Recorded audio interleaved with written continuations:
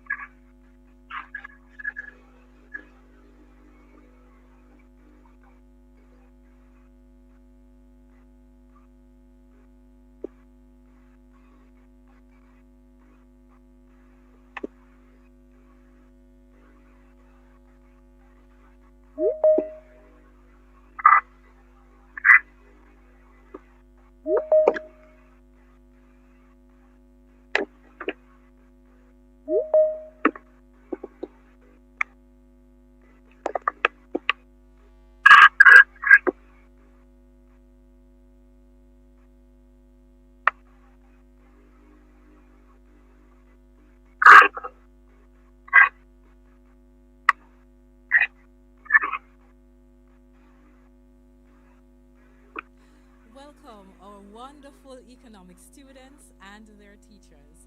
Welcome to Bank of Jamaica's Revision Seminars in Economics 2021. We missed you last year. Because of the pandemic, we had to forego, and we know it must have affected you. But this year, we are back, and we are so excited to be online. We call this the new normal.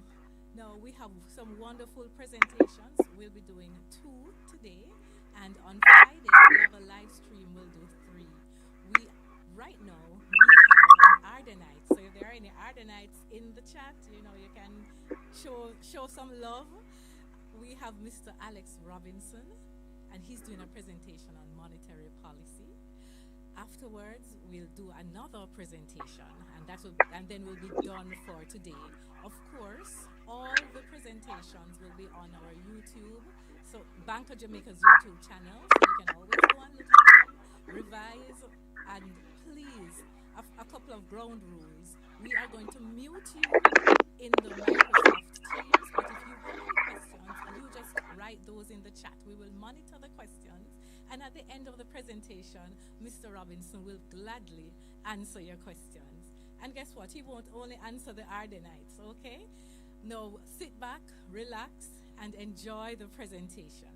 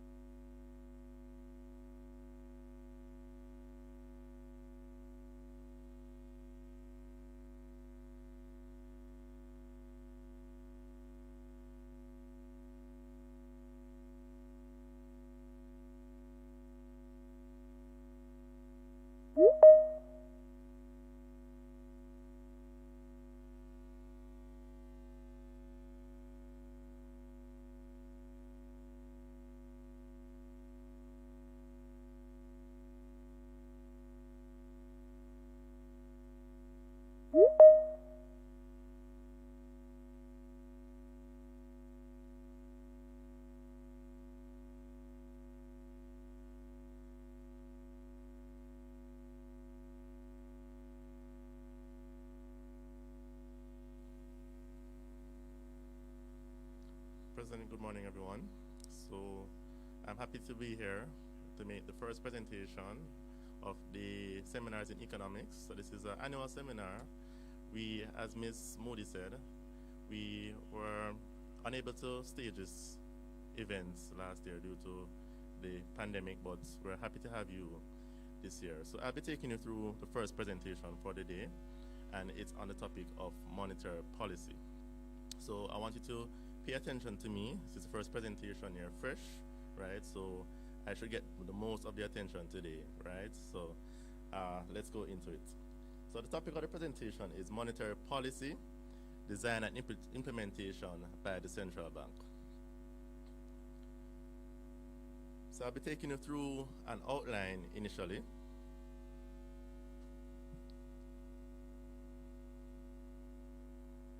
So the outline is in regards to a definition of a central bank, function and purpose of a central bank, aim of monetary policy, tools that we use to effect monetary policy, as well as recent policy adjustments by the BOJ and challenges that we face when we are making or considering certain monetary policies.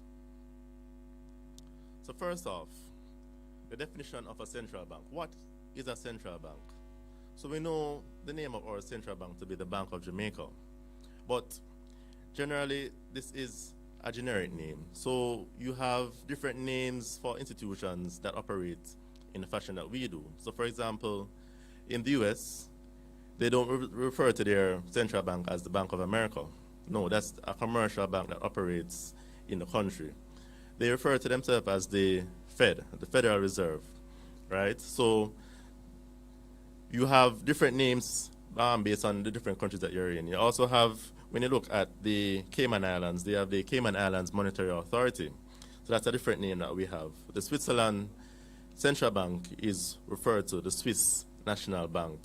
And you also have the Republic Bank of China.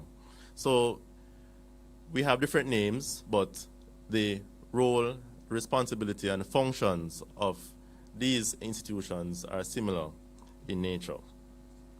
So at the different central banks of the different countries, we generally are guided by certain policies that we are looking to execute, right? Some institutions may look at affecting the level of employment, the level of money supply, the level of inflation within the economy. So with that said, we're going to take a closer look at some of the functions and some of the things that we are guided by here at the Bank of Jamaica. So, the main aim of the Bank of Jamaica.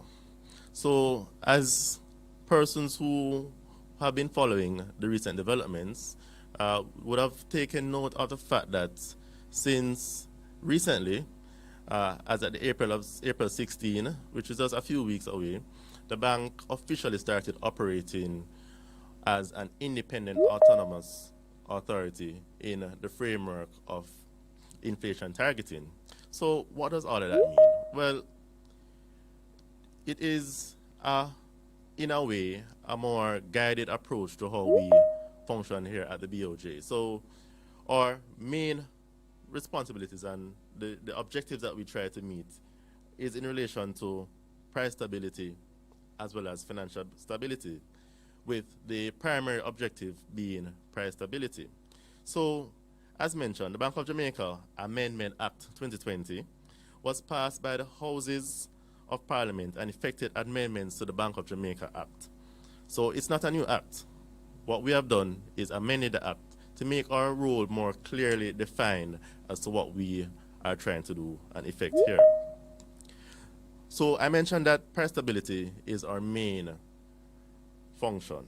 And what does that mean? What does that entail? And why price stability? Well, price stability is important for several reasons. And I'm going to name about 3 or 4 reasons why price stability is important. So just to note that the presentation that will come later on in the week on inflation will get a bit more detailed into how inflation and price stability affects what we do here and why it is important to us. But I'm just going to give you a little idea of what and why we aim to keep price stable. Right, so the first one is in terms of changes in the price levels of goods and services, right? Which we want to keep stable, predictable in a context where persons can be able to make decisions more clearly, right? And as well as being able to plan for the future ahead. So that's one thing. Financial stability. Well, that refers to the efficient functioning of the financial system, thus making it broadly resilient to shocks that may occur, whether economic or otherwise, that may affect financial stability. So we want to have a financial system in Jamaica that is robust to different shocks, right? So that's what we're trying to effect here at the Bank of Jamaica. I'm going to drill down into price stability now. So price stability, this in terms of a very succinct definition refers to the maintenance of the value and reputation of the domestic currency, right? And this is achieved through the implementation of sound and consistent monetary policies. So in terms of keeping prices stable, why is that important? Well, initially, I would say that the ability to have stable and predictable prices and price movements which will give you stable inflation is important in a context where you have, for one, fixed income earners who they rely on things such as pensions to be able to meet their daily needs, right? So we know that pension is something that doesn't necessarily always increase when there are price movements within the economy. So it doesn't the lag between, we know that wages are sticky going up, right, as would have been taught in our economic classes and courses, right? So the extent to which we're able to have increases in pension, right, is very sticky when it comes down to the ability of prices to move.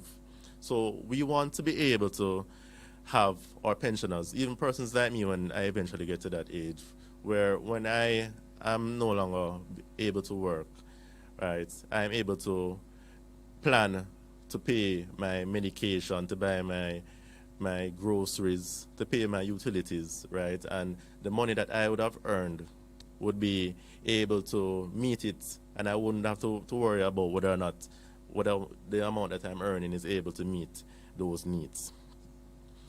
It also affects people who lend or save. So in a context where if you have the inflation rate being higher than interest rates, right, then persons who lend or save stand to lose because the real value of their money will be diminished over time by the rising inflation. We also know that for business persons, right, it's important to have stable prices so that they can plan ahead. We can plan in the long run. So in other instances where you have price movements such as hyperinflation, where prices are moving so fast that what you were able to buy this morning, you're not able to buy later. That is really a disincentive for persons to invest and to operate businesses and to do any sort of long-term planning as it relates to the economy and their businesses. So by having stable prices that are moving in a way that is stable and predictable, persons are able to make long-term decisions on whatever they want to carry out in terms of business planning, and we as consumers also can plan ahead so that when we know that the income that we earn at the end of each month, right, when we receive our salaries, is able to be utilized to pay for our needs. So those are three other ways that having stable prices is important to us here at the Bank of Jamaica. So in terms of financial stability, so this relates to safety and soundness of institutions within the financial system. So the bank is mandated to ensure, right, that there is safety and soundness of the financial institutions and the money market.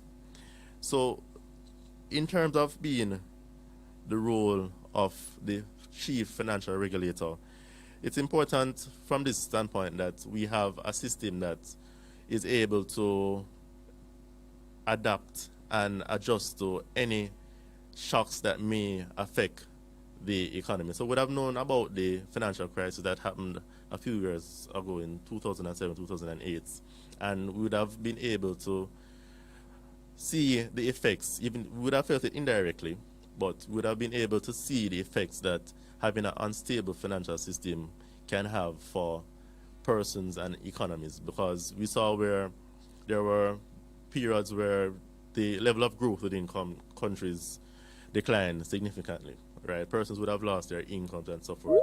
And financial system stability is important from a context where confidence in your institutions to be able to ensure that the system operates how we expect it and as it should is very important. So that relates to the soundness, right, of how the institution operates. And we at the BOJ, we are mandated to ensure that the system remains financially stable for all concerned. So we're going to look now at our major function, which is monetary policy.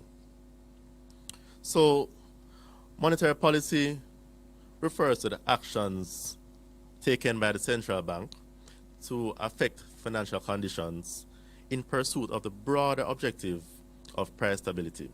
And this is achieved in the context of the inflation targeting framework that the bank is operating under, right? So inflation targeting framework, just to give you a high level idea of what it is the monetary policy framework that the bank is guided by in pursuit of its operation. So we have the price stability as our core function, right? So this is just a framework where we're trying to, as best as possible, achieve stable, low, predictable inflation. So this will give us stability in that regard, right? So in terms of the factors or the formulation and implementation of the monetary policy decisions that we make, the next slide will go a bit into discussing what are some of the factors that we have to consider in deriving monetary policy. So we have four key things, which are regulating the level of credit in the banking system, right? We have regulating the level of interest rates, we have managing inflation expectation, and we have exchange rate policy. So if we click on the first link, as my assistant will do, so clicking on credit in the banking system, we know that we have the simple equation here for the economy, right? Y equals C plus I plus G plus X minus M, right? Where we know the C is for the consumers, I is for investment, G is for government, and we have net exports, right? So in a context where we at the central bank are trying to influence the amount of money that is in the financial system, right? We seek to influence the extent to which consumers and investors will spend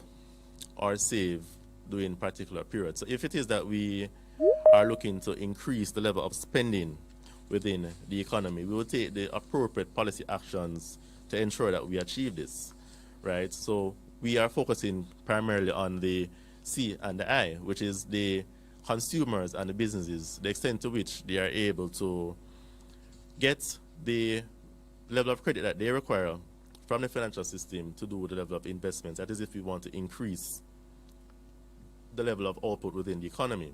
But on the flip side, if it is that we want to effect or have some influence on the level of outputs where we may be seeing that inflation may be going a bit too high and we want to reduce the level of inflation, we may increase interest rates, and that may lead to the reduction in the level of consumption and investment and therefore economic activity of the country, right?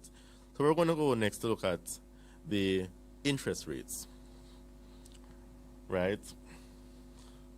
So interest rates, As you can see, it has been trending within a particular band, right? So we at the bank, we are guided by the fact that we have an interest rate corridor, right? Which, as it is, we have the overnight rate, right, which is our policy rate, which is at 0.5%, right? And the rate that is offered to institutions who go to the standing liquidity facility, which is 2.5%. So we have an interest corridor of 200 basis points.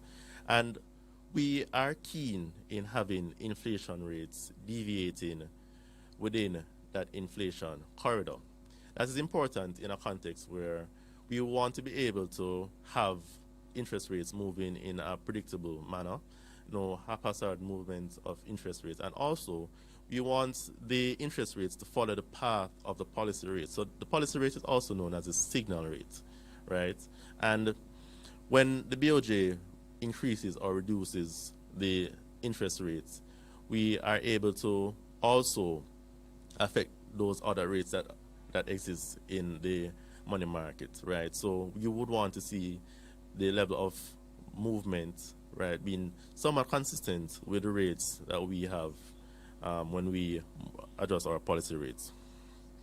So I'm going to look at inflation expectation as the next factor. So in terms of inflation expectations, right, we are guided by the fact that we would like to have our inflation within a particular range, which is the 4 to 6% inflation range, right? So 4 to 6%, why is that important? Again, my colleague, who will speak with you at a later date during the seminar, will go a bit more in depth as to why this rate was chosen. But a question that may arise could be whether or not we could have targeted a lower rate, a target rate, so probably 2 to 4%, or a higher rate, 6 to 8. So the 4 to 6% was chosen in a context where, after doing the various analyses, taking into consideration different sectors, and all that we are trying to achieve generally as an economy, and as well as the level of development in the Jamaican economy, right? We thought it appropriate at the time to target inflation in a 4 to 6% range. This would have been consistent with us being able to achieve our broader mandate of economic growth of a particular percentage. At the time when this rate was being formalized, we had around 2% levels of growth as a target based on the ability of the economy to produce, right? As time goes on, these numbers are revised and so forth. So there may be changes to how we assess these things. But currently, as we see it now, we see the 4 to 6% range as being appropriate, with us being able to have some level of economic growth and have consistent, stable prices, right? So as you can see, as indicated by the meter, the 5% is the long-term inflation target of the Bank of Jamaica. Or we have the goalpost, so to speak, which is the inflation target range, which is 4 to 6. So we want, ideally, inflation to be always at 5%, but that won't necessarily occur due to various shocks that may occur in the economy at various stages. You may have adverse weather conditions that may cause agricultural prices to increase, and that may affect inflation as well. So generally want to have that 4 to 6% inflation within that target range, right? So that's one of the things that we have to consider. So one of the key factors is that in setting monetary policy, right, in terms of inflation expectations, if it is that the bank is able to consistently meet inflation within that target range that we have set for the public in consultation with the government, right, then it gives you, the consumer, confidence that you can plan to increase prices at a rate that is around within the 4 to 6% range in terms of your long-term planning, right? So that is one of the things that we feature in our discussions and our analysis when we are setting monetary policy, right? So the last one that I'd like to speak to is exchange rate policy, right? So exchange rate policy speaks to the extent to which there are movements within the exchange rate that we consider as disorderly. So the exchange rate is a flexible exchange rate regime that we're adopting here, or the government has adopted that in Jamaica. And it is important in a context where, if we can go to that slide, exchange rate slide, right? It is important in a context where if there are periods of shortages or excess effects in the market, it may affect the decision making of persons who are setting prices and so forth. So there are periods such as, say, in the tourism period, which is generally towards the end of the calendar year. So it starts in the latter part of the December quarter and goes into the March quarter, where generally we will have more tourists traveling to the country to benefit from our sun, our beaches, etc. And that generally results in increase in the supply of the exchange rate. So you would typically see a more stable exchange rate, or you may even see an appreciation in the rate. So at that point, you will have an adequate supply. But there may be periods as well, possibly in the September quarter, right, when persons are planning for the end of the year, they're buying their goods and services, planning for the Christmas, where we normally see an increase in consumer spending. You may see that there may be an increased demand for foreign currency. And in this context, you may see some level of depreciation in the exchange rate. So at this point, the bank, taking into consideration the extent to which supplies may be considered to be inadequate, may do some form of intervention in the form of the B-Fixit, which is the bank's foreign exchange intervention tool, right, which we may use to sell US dollars to the market so that we can smooth out those disorderly movements and get the rate back to a manageable, or what we think is consistent with our fundamentals, right? So another factor that we have here that we use to affect exchange rate to some extent is our new foreign currency trading platform, which it's somewhat in its embryonic stage. So it would have been launched in the latter part of 2020, right? And it is also a tool that should help in the ability to have market discovery in terms of prices, so demand and supply, and more transparency is offered through this system. So as we guide it through the initial stages, right, we're going to be hearing more and more about this. So exchange rate ties back to the whole monetary policy, right, which, remember our target here. Our target is inflation. It is stable within the 4 to 6%. If it is that you have exchange rate that is moving in a volatile manner, then it may affect the decision making of persons as well as businesses, right? So we don't want to have those extenuating circumstances having a long-term impact on prices, right? So we try to smooth out the fluctuations when they occur. All right, so that's a mouthful. I'll be moving on to some of the common types of monetary policy tools that we use here at the Bank of Jamaica. So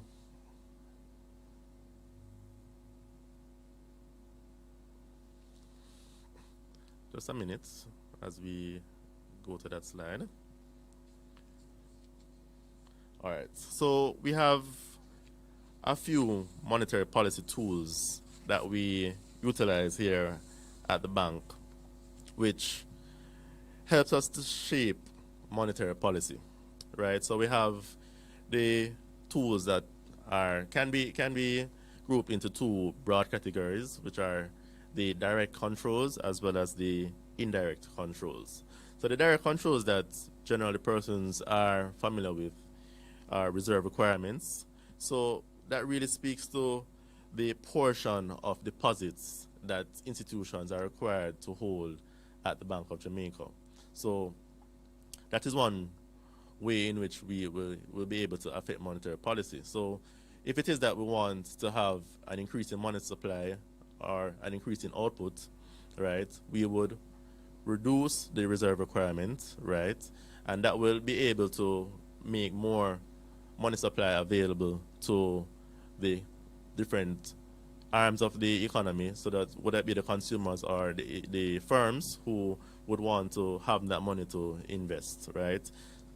In contrast, if it is that we want to reduce the amount of monetary policy, probably we see inflation being a bit too high, right?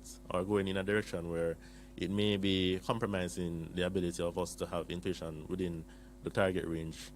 So it may be breaching the 6% upper end of the target range. We may increase the reserve requirements, right? So that would reduce the amount of money that banks have available to lend to their clients, and that would affect the level of spending and ultimately inflation within the economy.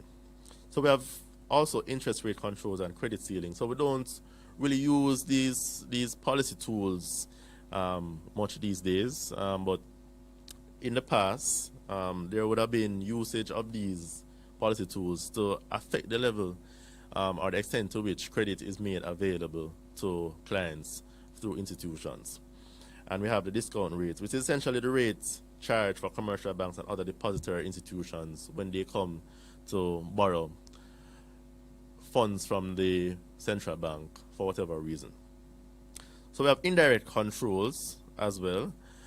So we have our open market operations, which may speak to a myriad. We could have a presentation on open market operations alone. That is so extensive. The open monetary operations are here at the Bank of Jamaica. But suffice to say that there are different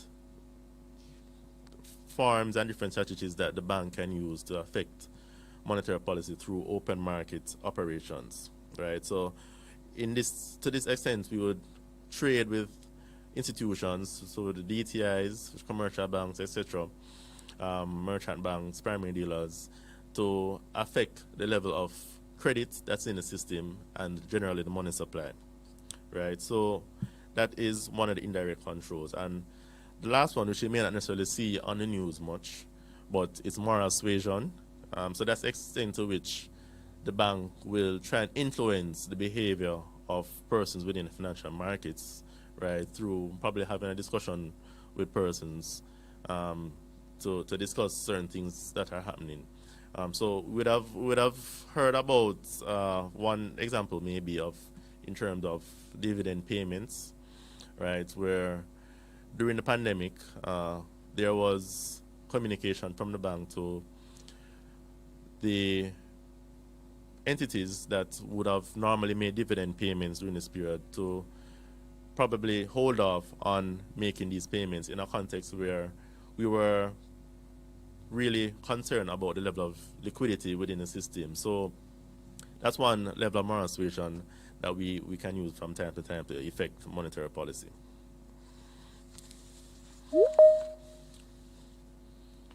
Okay, so as I turn to our next slide, right, we can see one type of monetary policy that we have used recently. So on the 15th of May, so that's, relatively recently, last year, which is almost a year ago, there was a reduction in both the domestic and the foreign currency cash reserve. So I would have mentioned previously that the cash reserve or the reserve requirements can be altered if it is that you want to increase the supply of funds to the market. So this was at the time when we would have had the impact of the pandemic, and we wanted to make enough credit available to, or monies available to the different institutions. So we would have reduced the cash reserve, right, for both the domestic and the foreign currency to make liquidity available, right?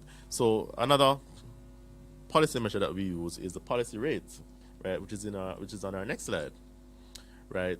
So in terms of the policy rate, we know that the policy rate now stands at 0.5%, right? And it has been at 0.5% for some time now. Uh, I believe since 2019 we have held our policy rate at 0.5%, and this is consistent with the view that we have that we would want, as best as possible, facilitate growth in the economy, and it is even more important now in a context where we're trying to recover from the effect that the pandemic has had on the level of output.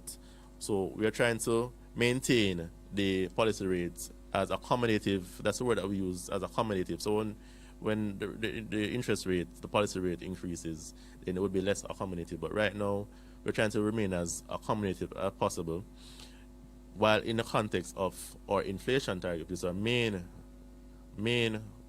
targets, right? So we don't see a risk to inflation reaching consistently above our target range, then we will, as best as possible, try to facilitate an accommodative monetary policy posture.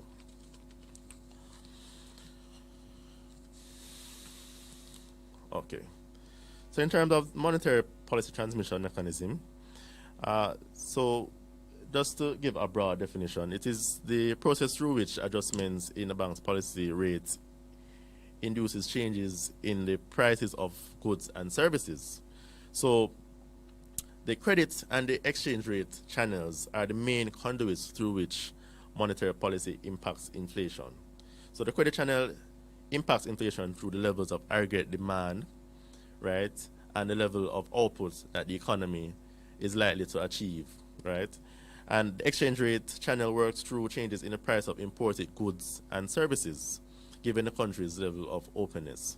So these policies, right, are the changes in the policy rates, which can take various channels, all generally impact the economy within, say, a 6 to 8 quarters ahead. So you will find that whenever we conduct monetary policy and you read our press releases, we are forward-looking in terms of how we assess the economy to be, because we're aware of the fact that when we change the policy rate, right, or make changes that will affect policy, right, it may take some time for us to see the impact of this policy, due to different factors such as the transmission mechanism that we have. So transmission mechanism essentially speaks to the extent to which movement in the bank's policy rate will filter down to the movement in inflation through how it affects credit, right? So I'm going to go into that on the next slide. So as you can see, I have a chart here that has some guidance as to how we consider to affect changes in our interest rate, which is our policy rate, based on what we want to achieve, our broader objective. So in terms of our inflation forecast, if it is that we are anticipating that over the forecast horizon, we're anticipating that inflation is going to be consistently below our target range of 4 to 6%, then we may consider reducing our policy rates, right? And that would make the cost of credit cheaper. So you see an increase in credit being made available to players in the market, the consumers and the firms, right? There will be an increase in demand, right? Increase in demand will facilitate greater levels of output, which should facilitate greater levels of inflation throughout the economy. We have, on the flip side, if it is that we are of the view that inflation forecast is likely to be above our target range, so that is, inflation is going to consistently breach the 6%, it's going to be above that, then this is going to be of a concern to us. So what do? We then consider the fact that we could raise interest rates, which would then impact the level of credit and demand. Those should decline, and then we will see lower levels of inflation within the economy. So those are some of the things. If it is that we are confident, as we would have had in our last monetary policy release, right, we would have been confident that inflation is likely to be within our 4 to 6% range, notwithstanding the fact that you may have periods of shocks that may cause inflation to be above or below. But broadly, we are seeing inflation being within that target range. Then we have no need to adjust policy rates either up or down. So we'd maintain our monetary policy posture by maintaining interest rates. So I have another table which gives you a broad view of the monetary policy transmission in terms of how changes in our policy rate, the signal rate or the overnight rate, affects other rates and other factors within the economy. So we start from the movement in the signal rate, which is likely to have some impact on the treasury bill rate. The treasury bill rate is the rate that is offered on government securities, right? So it affects other market rates, asset prices, exchange rate, as well as inflation expectations, right? So it then goes through to domestic and net external demand, moving through the levels of output that the country is likely to be able to produce given the change in the rate, and then it affects inflation. So we have both the inflation that obtains from domestic developments. So we can hear about, say for example, some adverse weather that would have affected the farmers and that would have increased their prices, so that may be inflationary. Or we may hear about oil price increases or grains prices increases that may affect things like flour prices and so forth, that may cause inflation to increase and so forth. So given all that is at play, right, we consider these things in making our policy decision. Okay, so looking at again our recent monetary policy adjustments.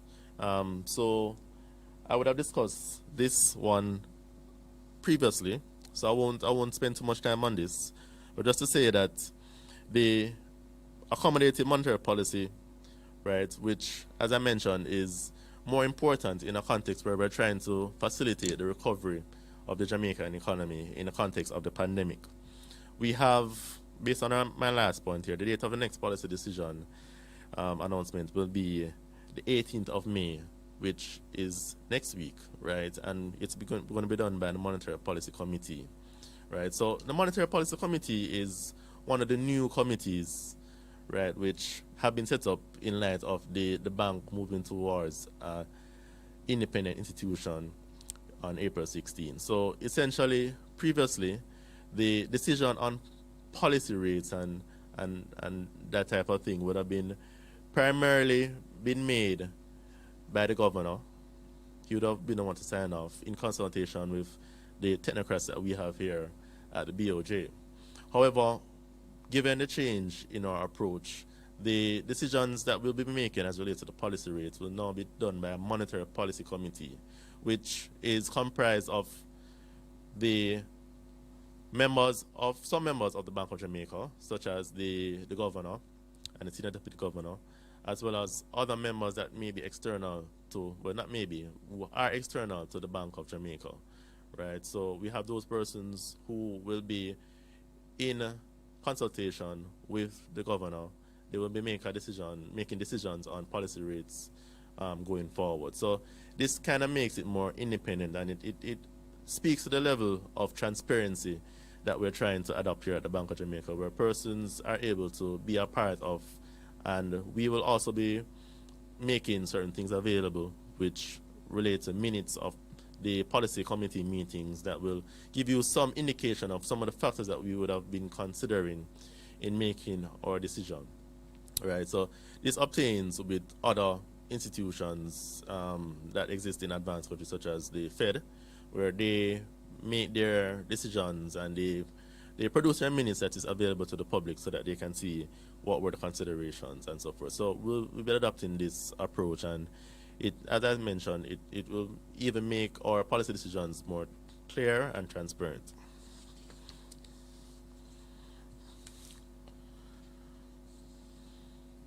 Okay, so in terms of policy initiatives by the BOJ that we would have adopted in recent times to address imbalances in US dollar and Jamaican dollar, right? So these initiatives were in a context where at the time of the pandemic, right, there was, as a regulator, as I would have mentioned, for both price and financial stability, we would have wanted to make steps to ensure that the institutions within the financial markets have access to enough liquidity, right? So essentially money to meet the needs of their clients as well as to meet their own operational needs. So there were a few initiatives that were carried out to affect both the Jamaican dollar as well as the US dollar liquidity. So in terms of the Jamaican dollar liquidity, there was a removal of the limit of the amount that DTIs can borrow overnight via the overnight repurchase facility without being charged a penal rate. So previously, there would have been a cap on the amount that institutions would have been able to borrow without being charged this rate, which would have been punitive in nature. So that was removed to make it more easy for institutions to access liquidity through this facility without being charged a penal rate. There was a reduction in the cash reserve requirement, which I would have mentioned earlier in the presentation. So this reduction, just to give a bit more detail, resulted in making available some more liquidity, Jamaican dollar liquidity, to institutions. And that was in the amount of, based on our estimates here and our analysis, it would have made around 14 billion available to the financial system. Right? On the US side, right, we would have also made a reduction in the foreign currency cash reserve, right, which would have been also a 2% cut, which would have resulted in the cash reserves being reduced to 13% from 15%. Right? This was estimated to inject around 70 million into the financial system. Right? Whereas also another operation. So this list is not exhaustive by nature, but I'm just highlighting a few of the measures that were taken by the bank in relation to making liquidity available. So the US dollar repurchase operations to financial institutions total in approximately 137 million US was in effect during 2020, right? And it did pretty well in terms of making liquidity available to institutions, of which they repaid 119 million. So, in wrapping up, we would like to also share with you some of the challenges that we face as it relates to the conducting of monetary policy. So, as you can see on the slide, there are a few considerations. Again, this list is not exhaustive, but this broadly speaks to some of the main factors that we have to consider when making decisions on monetary policy. So, weather conditions such as drought and hurricanes, those things can affect the extent to which monetary policy may go in a particular direction. If it is that you have an adverse event, such as hurricane, for example, knock on wood, if we have that, then it may cause prices to increase. And monetary policy, in taking consideration what it is that we're trying to achieve, would be called to adjust or respond accordingly, whether it is to keep inflation within a particular range or also considering the fact that we would probably be required to make liquidity available to institutions for them to recover from this impact. So those are some of the things that we have to consider. You have turmoil in international financial markets, right? So you have factors such as the global financial crisis, which would have been something that we would have had to have taken on board at the time in terms of our decision makings and how our policy rates would have been adjusted accordingly in that regard. You have the weak transmission process via credit, which I would have mentioned before. So if it is that we want to effect monetary policy, right, and we, based on our forecasts, we see 2 years down the road that inflation may be consistently lower than our target range, then we may want to take into consideration the fact that the transmission process is not as quick as we would have wanted. So we may have to move our signal rate a bit quicker than we would in other jurisdictions who have better monetary policy transmission mechanisms.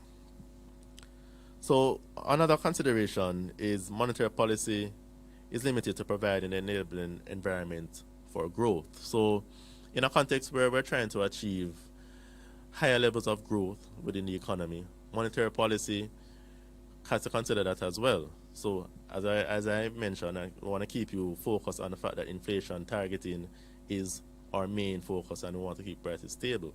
But if it is that we are able to affect monetary policy, whether through not necessarily the change in the signal rate, but we may be making more liquidity available to institutions to be able to lend so that we can foster greater levels of economic output, then monetary policy will take that into consideration and we may make adjustments accordingly. So there's, last but not least, fiscal indiscipline. So this is a factor that is very important. I'm happy to say that in recent times, particularly since 2015, through IMF agreements and so forth, partnerships with the IMF, we have seen where the country has been more fiscally responsible in the extent to which government operates, right? So we see where the government is now being able to have fiscal surpluses where previously would have more fiscal deficits being featured in our history. And this enables the bank to be able to plan going forward. There's not this level of fiscal drag, quote unquote, that we'll see on the economy that may adversely influence the monetary policy decision makers' considerations when they're making decisions about monetary policy. So these are some of the things that we would have taken on board. But before I wrap up, I just want to share with you some useful websites that you could go to get additional information. So we have the BOJ's website, which is the first one, where you can go to find some information, additional information about monetary policy and the roles, functions, etc. That the bank carries out. You have the Statistical Institute of Jamaica, right, which is the statistical authority of Jamaica. So anything regarding inflation, growth, etc., they would have these numbers readily available for you. And the Planning Institute of Jamaica, right, which is one of the institutions which we partner with, all these institutions that we partner with in terms of setting decisions about how we plan and make our analysis of the economy so as to affect monetary policy. So with that, I'd like to thank you for your time. I hope that this presentation was useful for you, and I wish you all the best in your upcoming exams. Thank you.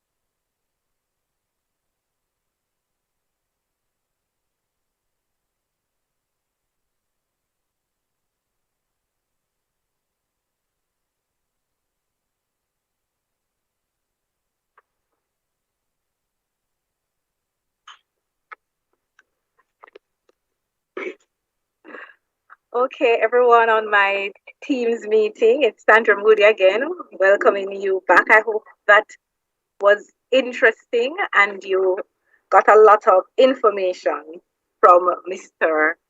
Alex Robinson, the Ardenite.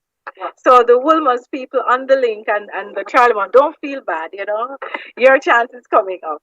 Now, do you have any questions for me that I can pose to Mr. Robinson? He is ready, willing, and able to respond to it. So I am going to check the chat.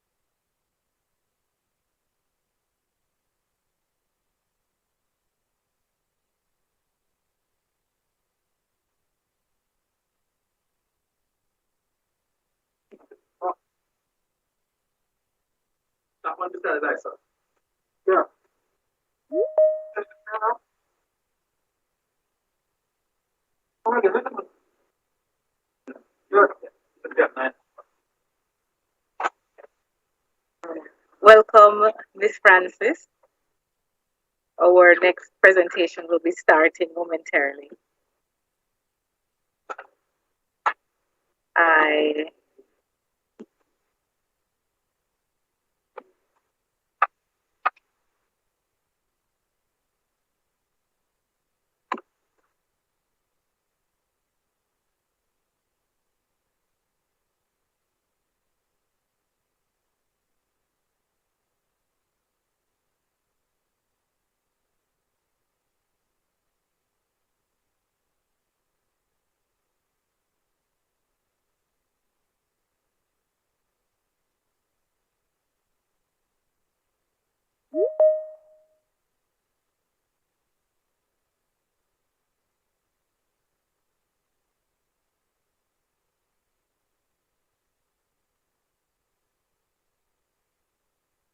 welcome Kahela.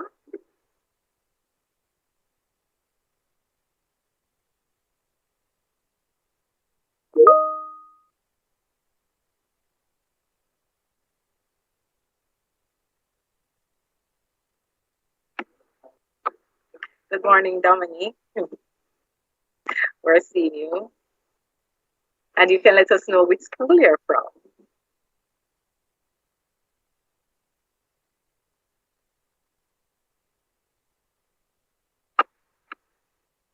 And me remind everyone that if you need a copy of this presentation, I'm going to put my email in the link and you may email me and I can send you a copy of Mr. Robinson's presentation on monetary policy.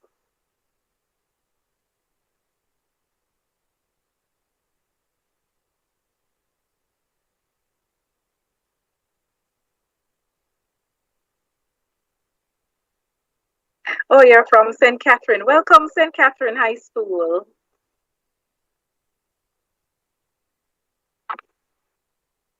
Yeah, man, I can hear you.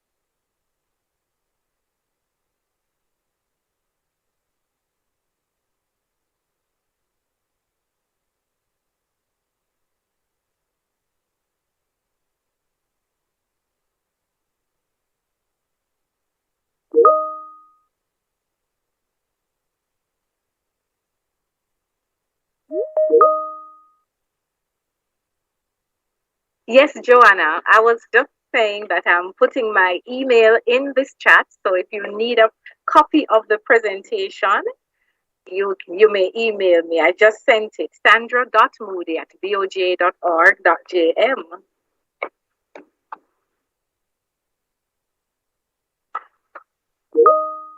Welcome, Morat Bay High School. Mr. Silva, I see you. Fabulous. You're welcome, Joanna. Thank you. We're on.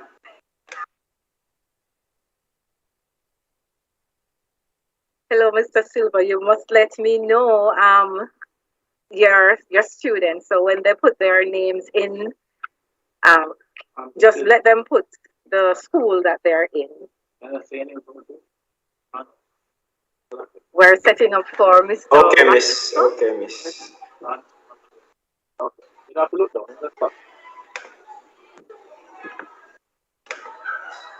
So our next presentation will be starting momentarily.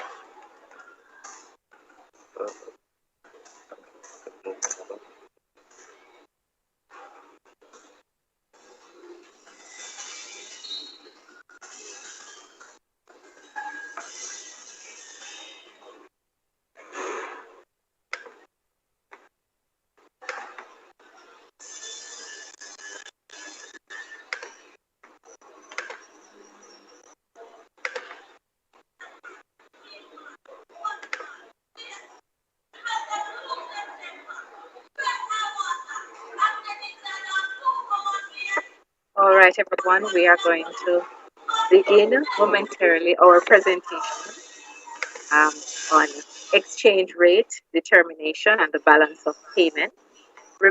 Please remember that there is a YouTube link that if persons cannot get onto Teams, they can use it, and I'll put the YouTube link in the chat now.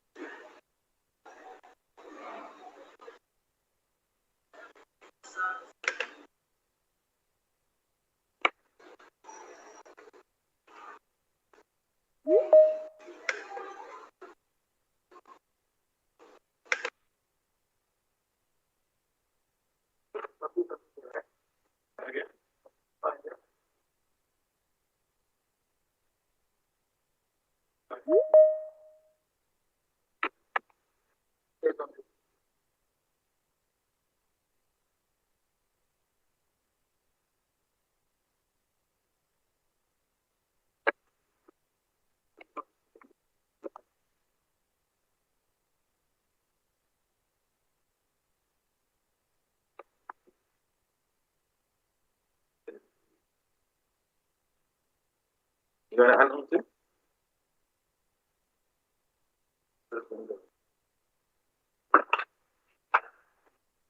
Uh, I am going to.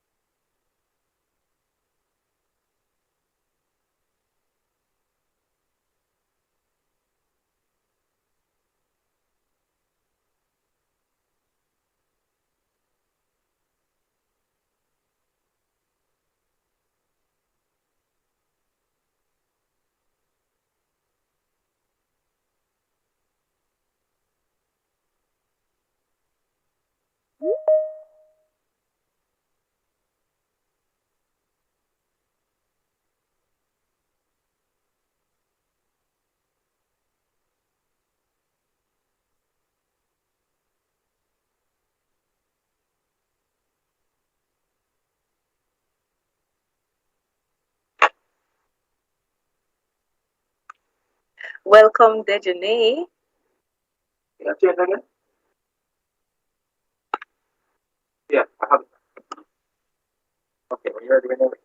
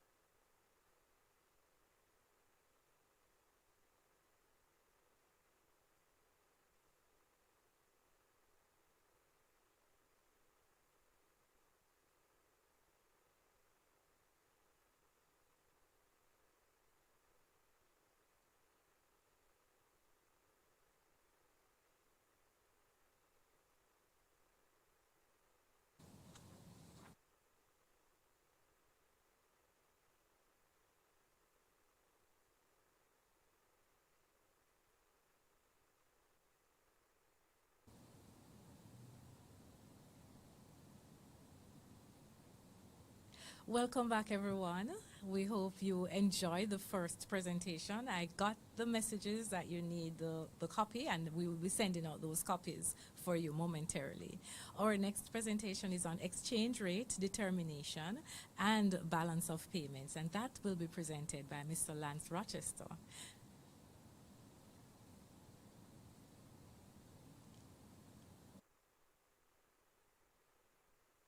Did mention that the presenter before was from Arden, so I have to big up Campion College, Mr. Rochester's alma mater. So anyone from Campion College on the chat or on YouTube, welcome.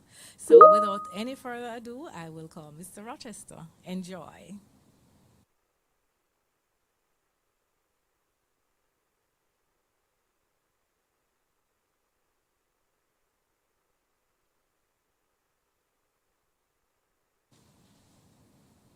Hi, good morning all. Very pleasant morning to you. Thank you for attending this session. It's my privilege to have this discussion with you on two very engaging, interesting, important issues. I may be a little biased in thinking that these are two of the most important, balance of payments and exchange rate determination. As was mentioned, my name is Lance Rochester, and I'm an economist at the Bank of Jamaica. So, balance of payments and exchange rate determination. Interesting and important for a variety of reasons. One with the balance of payments is that it tells a story. The balance of payments captures the relationship essentially between Jamaica and the rest of the world, but also describes to an extent some of the various activities which happen within the country. So if you look at these balance of payments accounts, over time especially, you can see the story of how a country has been performing, and you are then able to make some sort of analytical determinations as to where you think some policies need to be adjusted and how the country can perform in the future. In terms of the exchange rate, that is still one of the most closely watched variables, and it's a variable around which everybody has an opinion about where it should be and where it should not be, where it has been in the past and where it needs to go. So our objective here is to arm you with the relevant information, the relevant technical background that will allow you to make your own assessment of the issues in preparation for your exams. So let me just move into an outline of the presentation where we just started with looking at the syllabus and some of what is required. And we, of course, will go into the balance of payments, which we can call the BOP, the various accounts, and as is listed on the syllabus, BOP disequilibrium, BOP problems. We'll look at some causes and consequences, and then we'll get into exchange rate, the definitions, the terminologies, the regimes, determination, and then we'll look at some of the impact.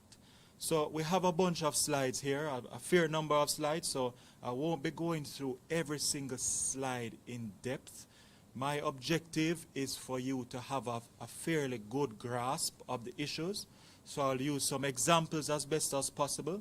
Some examples which may not be 100% technically correct, but I think can be useful for you to understand some of the issues which we are dealing with.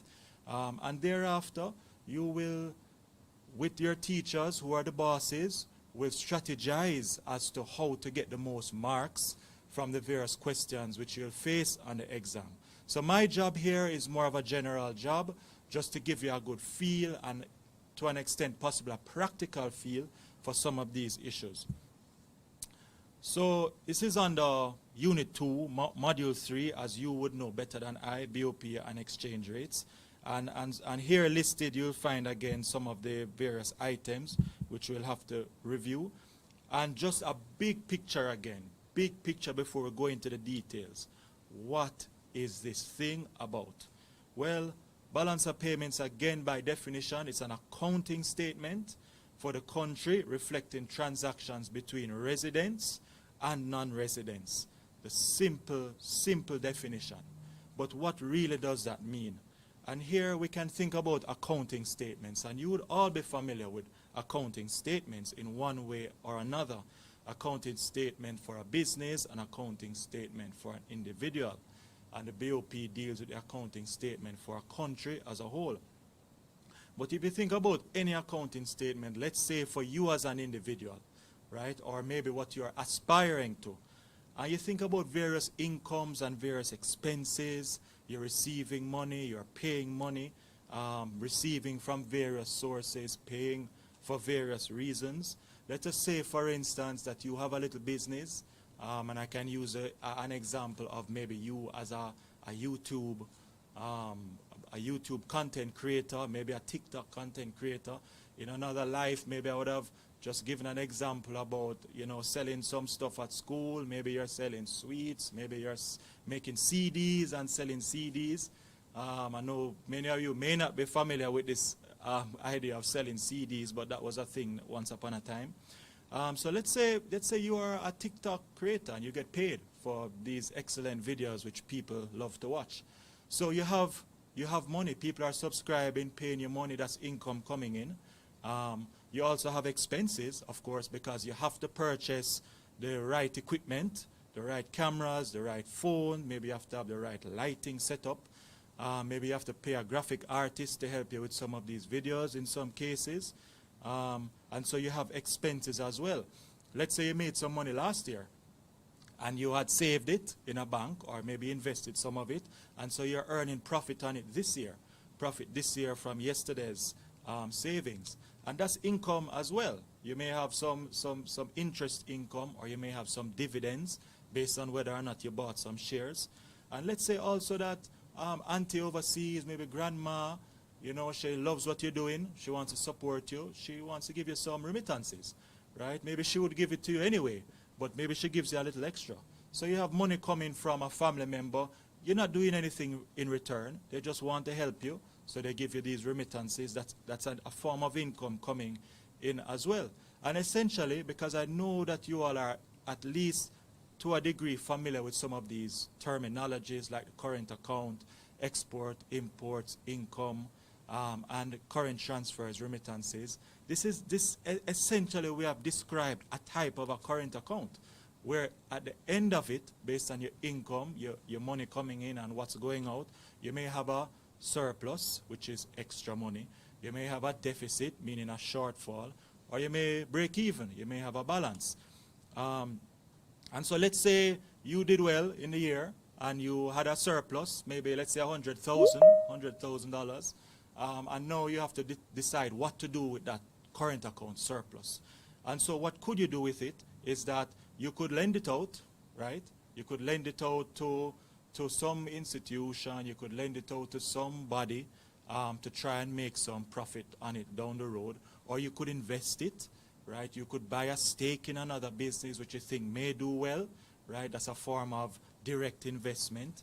And if you did neither of those things with your 100,000, you could put it in the bank, and in which case your savings in the bank would go up by 100,000. And so the 100,000 surplus you had on the current account is now balanced out by that 100,000 on the financial account, and essentially you are balanced, because the nature of balance of payments accounting is that it has to balance ultimately.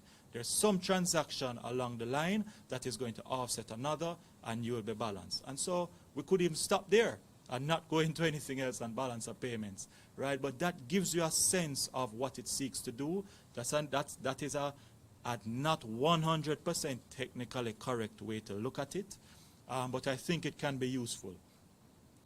In terms of the exchange rate, as you may know, it's a price reflecting supply and demand for a particular currency. In most cases, we're talking about the US dollar. And again, we're going to go into some more technical in terms of the various currencies and what it means and what drives it. And again, this is a matter which people have a lot of views upon. Some may be valid, some may be less so. The exchange rate is an issue where, people will remind you about a time when the Jamaica dollar was stronger than the US dollar, stronger than the pound, and believe that that is how it should be. And it's not my job to tell you how it should be. My job is to help you to understand some of the factors that go into the determination of the exchange rate. and some of the factors that are relevant for your consideration. So that's just a big picture overview of what we are getting into this morning. So again, a bunch of slides, and we'll go through some of them very quickly. Some important definitions we'll look at and concepts. What is, of course, the BOP, what is meant by an economic transaction, who or what is a resident, and this now will give you the technical difference between the example I used earlier, and what is a technical balance of payments sort of framework, because there are some very important differences. What is the principle and structure which underlies it? Double entry accounting. We'll look at the structure, and then we'll have a look at Jamaica's balance of payments. So, again, the BOP is a statistical statement that reflects all economic transactions. Some important words are underlined here, between residents of one country, that is individual, firms, government, and resident of a foreign country during a given period of time, like all accounting statements are for a given period of time.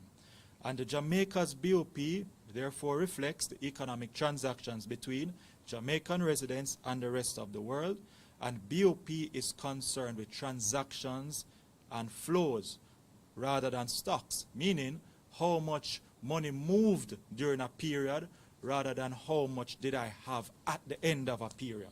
So the stock is the wealth, the BOP is looking at the flows, the incomes and expenses. So what is an economic transaction? An economic transaction generally consists of a receipt or payment in exchange for a good, service, or some type of financial asset. And there are some transactions where no exchange takes place, like one-way transactions, and these are referred to as transfers, as we noted earlier, that auntie or grandma who wants to give you a little money for Christmas time or your birthday is an example, it's a remittance, and that's just a one-way because you didn't do anything in exchange for it. So again, this is reflecting the exchange can be two-way, good service, financial asset, or one-way, current transfer or a capital transfer. The capital transfer we'll see later is of a fixed asset. So who or what is a resident? Now, very important in terms of the compilation of the balance of payments. A resident is defined as a person, firm, or entity which has a center of economic interest in the territory from which the unit engages in economic activities and transactions on a significant scale for a year or more. Sounds a bit wordy, but we'll see a little more what that means. So if you have students, a student, a military personnel, or a diplomat who is in some other foreign country, they're still regarded as a resident of their home country. They're just temporarily in a foreign country. And so what are some examples of Jamaican residents? The Jamaican ambassador to the US and other diplomats who are overseas are still Jamaican residents. They're just doing a period of time in a foreign country. Jamaicans on overseas farm work programs, for example, in Canada, staying usually less than a year, are still Jamaican residents. And we have, of course, businesses like restaurants, KFC. We have businesses like Digicel, which have established themselves in a particular country, let's say Jamaica in this case, and they are therefore considered residents of Jamaica because they have established an economic interest in that country in which they're operating. Similarly, we have hotels, and you have Spanish hotels and Spanish workers, and they're in Jamaica for longer than a year, they will be considered Jamaican residents. And Jamaican students studying abroad, still Jamaican residents, and of course we mentioned the military personnel already.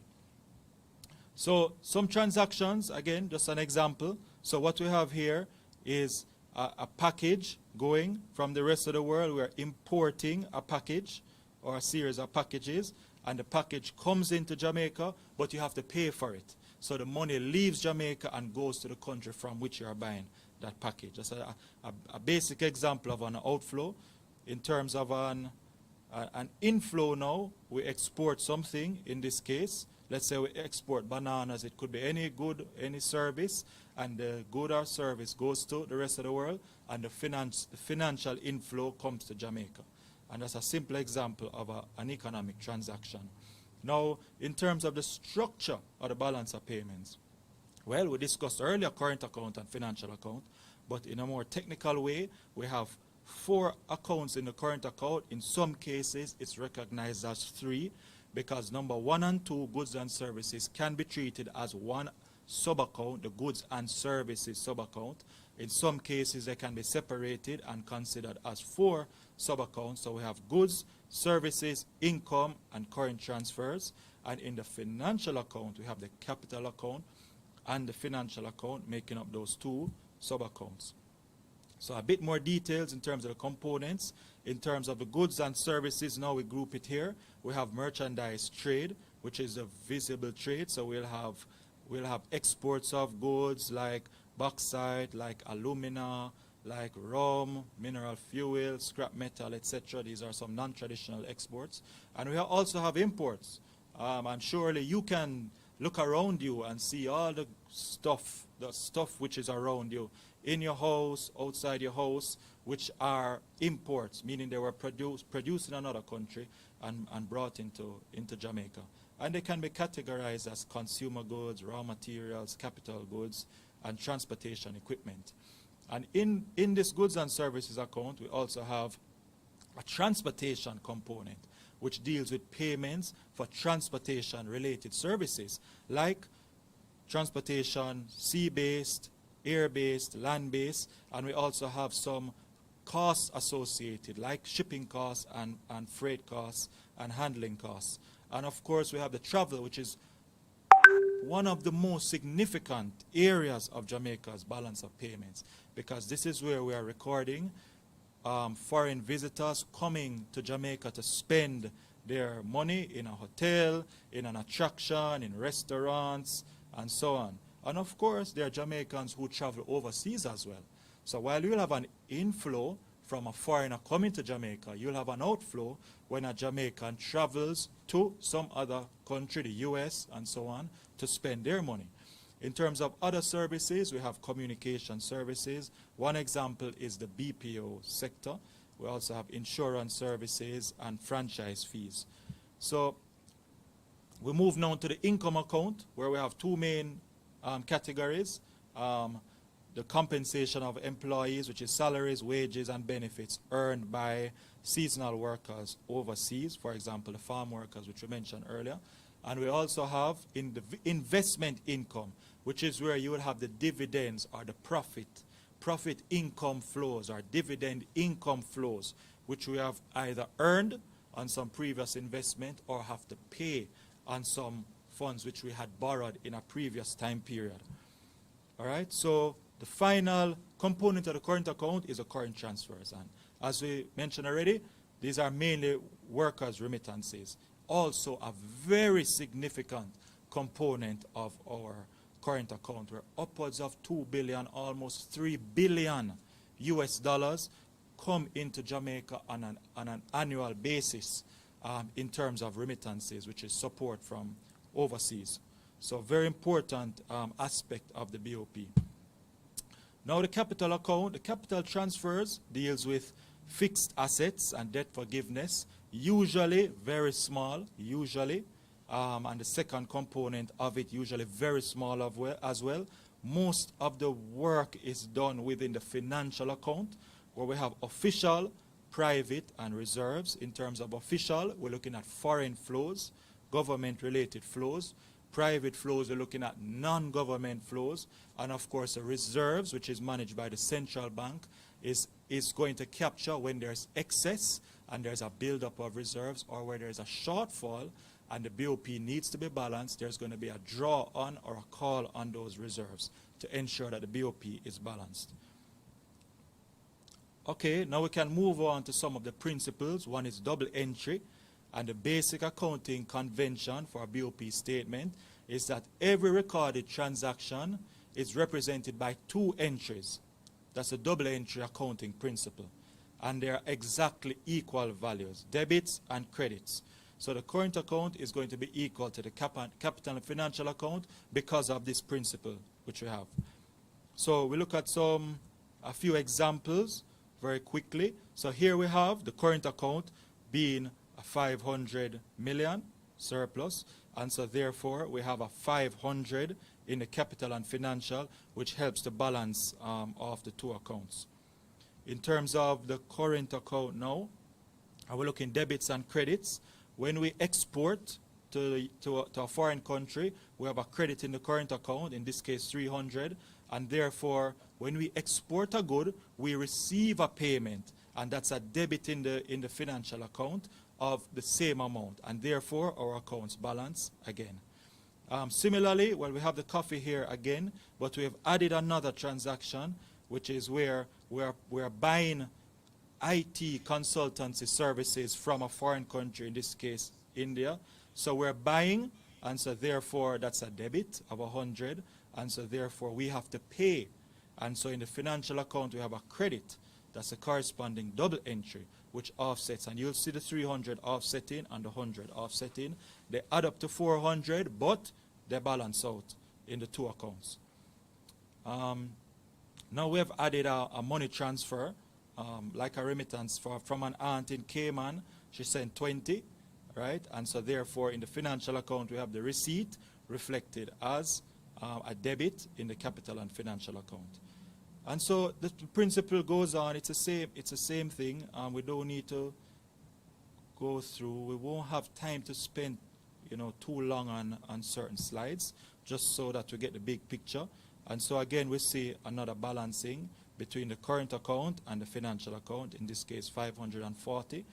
And so what we're looking at here is an example between 2 years, because very importantly, the balance of payments, while it's compiled for a year, we can look at it as a time series over periods of times, over many years, over decades, so we can see how the economy has been evolving.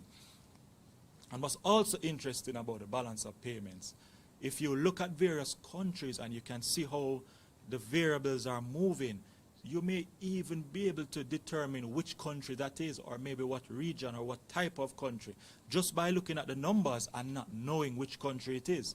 You might see certain countries, and when oil prices are high, you see their exports are increasing. And you may be able to know, well, this is an oil exporter, they have natural resources, and so you may be able to at least narrow down the list of countries based on the volume now, the size of those exports. You may be able to know exactly which country it is, along with some other information, if you can put it together. So it's very exciting in that respect. So let's move on now, because we're going to show Jamaica a little bit later. So in this case, we had a deficit of 500 million. When you add up the 4 sub-accounts, you get a deficit of 500. So how do you pay for that?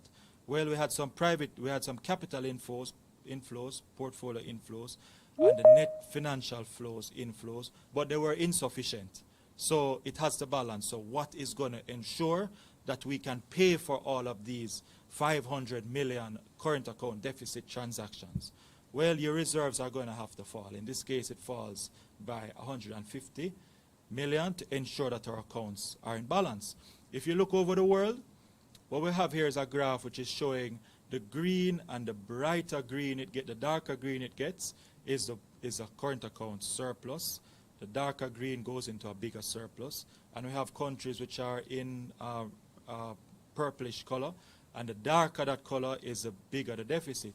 Now, theoretically, because we're dealing with accounts, at any given year, the net across the world should be 0. It's not quite 0, and it should be 0 because if you think about one country's exports, they had to have been imported by somebody, right? So even at your country level with the transactions, at the big level across the world, one country running a big surplus, selling more than it's buying, is another country that's buying more than it's selling. So in theory, they should balance, but there are many reasons in terms of valuation and so on.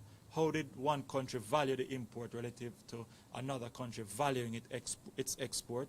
Maybe a little bit different. You have some errors as well in terms of compilation.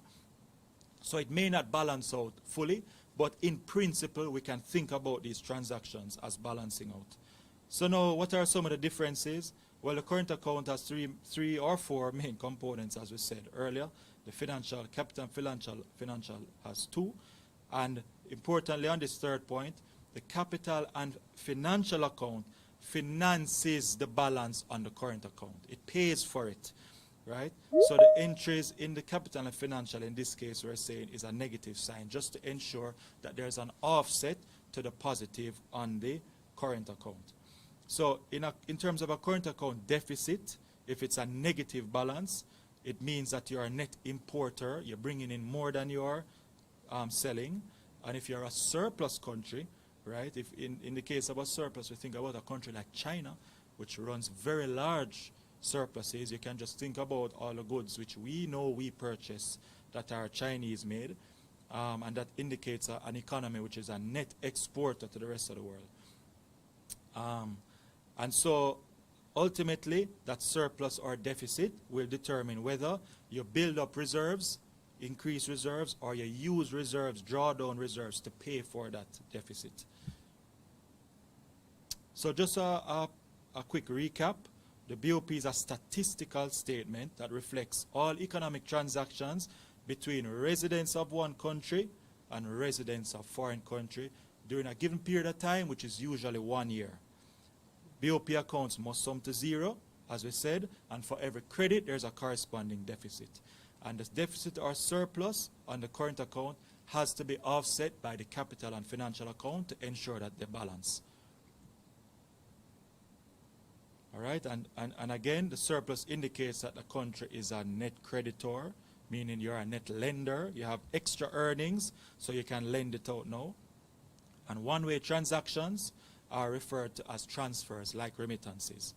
You give or you get, but you didn't have to do anything in return for it.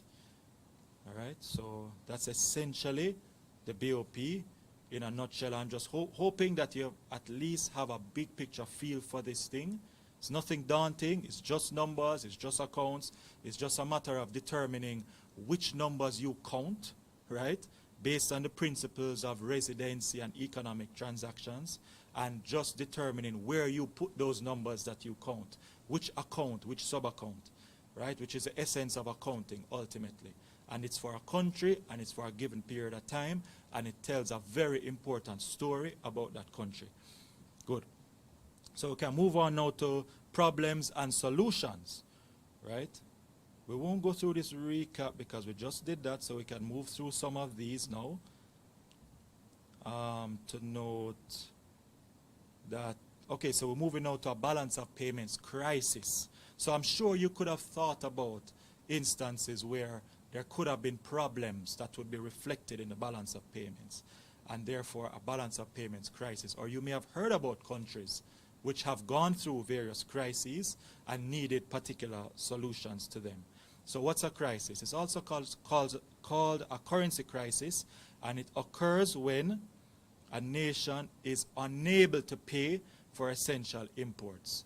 You're not earning enough to pay for all the things that you need, right? And if you think about yourself again as an individual, you can imagine if you are not able to pay for all the things which you consider essential, then you would consider yourself to be in a problematic situation. And so it's being able to pay for your essential imports and essential services and making your various debt repayments based upon monies which you have borrowed in the past. Because, of course, if you're not able to service this debt, then that will create other problems, financial problems, for you as an individual and for the country as a whole. And we'll see a little bit of that later on. So what that means, if you don't have enough coming in to pay for your essential imports, it means that your reserves are falling, right? And for you as an individual, it means that your savings is depleted. And we all know that we won't be able to draw on our savings indefinitely. So if we're not able to meet our essentials now, and we can maybe pay for it from our savings 1 year, looking down the road, we can imagine that that's a problematic situation. At the country level, similarly. So we can't rely on calling on our reserves indefinitely. and we surely can't rely on borrowing more indefinitely to meet the expenses which we have to meet today. So this may also spill over into an exchange rate problem, a financial market problem, and we can refer to it as exchange rate pressure. So that is an overview of the BOP crisis.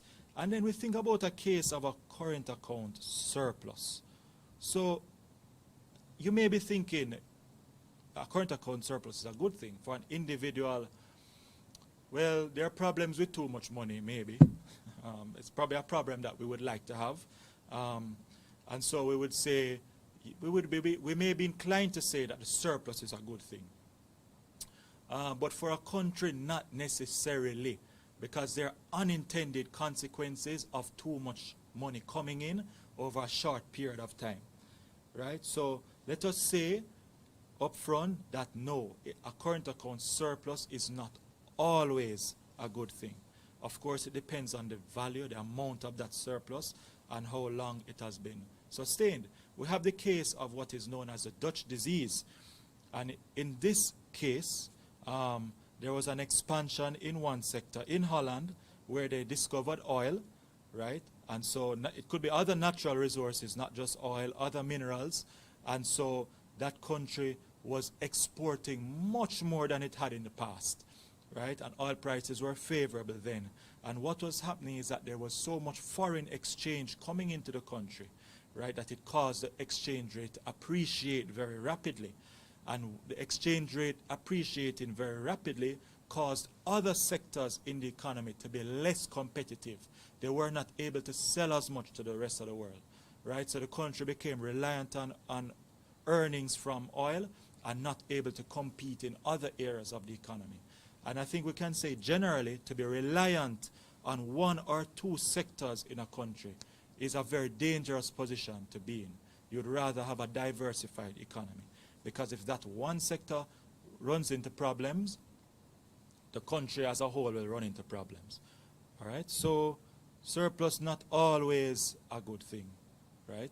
So what are some of the causes now? We're still under problems and solutions. Well, theoretically, if you had a rapid increase in population over a short period of time, you may have a very fast increase in imports. That could be a problem. This is theoretical because it's not as if we're saying that this is a likely outcome, but it could be an outcome. It has been an outcome for some countries in the past. Now, if you have changes in your exchange rate, that could also cause some problems. Sharp changes, significant changes in the exchange rate over a short period of time. In the case of an appreciation, it could cause imports to increase because your currency is now stronger. So persons might be inclined to start buying more now, right? And we have exports which are falling. That can be a problem as well. In terms of international financial flows, if you are reliant upon borrowing, right, to meet your needs, that could be another cause of problem down the line. And you could have natural disasters, right, natural factors that could cause a balance of payments problem. Let us say you had a hurricane. Let us say there was some volcanic eruption like recently faced a fellow Caribbean country. Then, of course, your exports would fall. And this is goods exports which may have been damaged by the hurricane, agricultural output, right? Might be services exports which are damaged. That could be another cause of problem down the line. And you could have natural disasters, right? Natural factors that could cause a balance of payments problem. Let us say you had a hurricane. Let us say there was some volcanic eruption like recently faced a fellow Caribbean country. Then, of course, your exports would fall. And this is goods exports which may have been damaged by the hurricane, agricultural output, right? To meet your needs, that could be another cause of problem down the line. And you could have natural disasters, right? Natural factors that could cause a balance. What also lead to is high imports and likely inflation down the line with prices rising. And I know my colleague tomorrow, 2 days from now, will be discussing with you this issue of inflation and what it means and why it is important for us to consider. So these are some problems and solutions. Those are some causes. These are some consequences. So we have here, running through a little more quickly, what we call deindustrialization. If you're reliant on one sector, other sectors may suffer. You may have some feedback effects if you have a large surplus, right? Other countries may decide that we need to level the playing field. And so you may have some political posturing whereby they may want to impose some taxes on your imports in order to ensure that they minimize the difference between the current accounts across countries. And we have had that sort of posturing between two large geopolitical players in recent times. And you may also have depressed economic standards of living. So if you're running surpluses, the thinking is that those surpluses that you're running means that you could perhaps have been importing more and improving the standard of living for the population. And ultimately, again, you may have some inflationary consequences of a large and persistent surplus. In terms of the deficit, well, the deficit, remember, we're importing more than we are exporting. You have high debt service ratios because borrowing. You have high debt increasing, which is, of course, a dangerous thing if it goes over a particular level. And you may start losing confidence, or confidence might be lost in you in terms of your ability as a country to make those debt payments down the line, right? And you can see where your borrowing costs might be increasing, right? And rating agencies may put a red flag to others who may be looking to lend money to you. All right, so where are we now? The problem of a deficit, we're still looking at some policy responses now. So if it's short term, this is very important, because as you are an individual, if you maybe your income has fallen in a particular period, if it's short term, you think it's just 1 year or a few months, then you may be able to draw on your savings and you may not be overly worried, right? Similarly for a country, if it's a short-term deficit, you may be able to draw on your reserves or borrow. Or from a monetary policy perspective, based on the nature of the demand for goods and services and imports, you may want to increase interest rates to tighten the economy a little bit, right? To tighten off that demand, to ensure that you have a smaller deficit or a more manageable deficit. However, if it's a fundamental problem, right, so you don't think it's going to be short term, a few months, a year, you think it could be a longer term, then you can't use short-term measures to deal with those problems, right? So if it's a longer term problem, you may want to look at what we can call in two broad categories: expenditure reducing or expenditure switching. So what you want to do in the expenditure reducing is measures that cut that deficit, cut spending. In expenditure switching, you may want to spend differently. So instead of importing an item, you want to see where you can buy that item locally produced. And there's still expenditure on it, but of course it's not impacting your balance of payments or your current account in the same way, because you didn't buy it from overseas, you bought it from a local producer, in the event that those options are available. Because as we know, there are some goods we need which can't be produced locally and have to be imported, in which case you may need another mechanism. So fiscal policies as well, because we know the government is a major player in the economy in terms of spending, in terms of taxes. Government may have to get involved to slow down or to boost an economy as the conditions are appropriate. And so what government could be looking to do is through fiscal policy, which is government policy. It could reduce its expenditures, reduce the amount of money it pumps into the economy, or it could increase its taxation and take more money out of the economy. And I know that doesn't sound nice, right? I know it doesn't sound nice. And I'm not recommending that. I'm saying that there are cases in which, for the bigger picture, the good of the economy as a whole, that may be the appropriate response for our government to take. So monetary policy, again, we heard with our previous presenter, the central bank in this case could look to tighten policy, right, to reduce the amount of spending. With tighter policy, with higher interest rates, there's less inclination to spend, there's less inclination to borrow because the price is high, So instead of spending, I may want to put that money into an account, a savings account, or some type of account to earn some interest on it. And so therefore that means that there's less spending in the economy, which achieves the objective which we wanted, which is to reduce the demand and reduce the current account deficit. So here we are now, after all of that background. We're looking at the case of Jamaica. This is Jamaica's current account balance for roughly the last 10 years. And what you would see clearly, right, is that this is an upward sloping line from 2011 to the estimate, the projection as at 2020, the year just finished.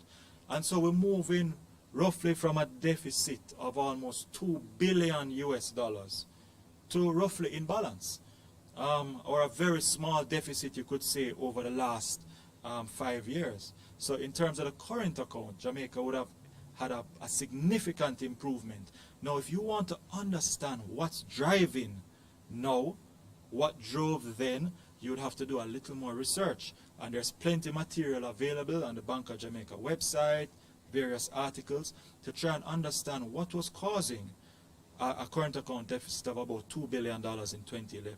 What were oil prices like at that time? What was the state of demand in the economy at that time?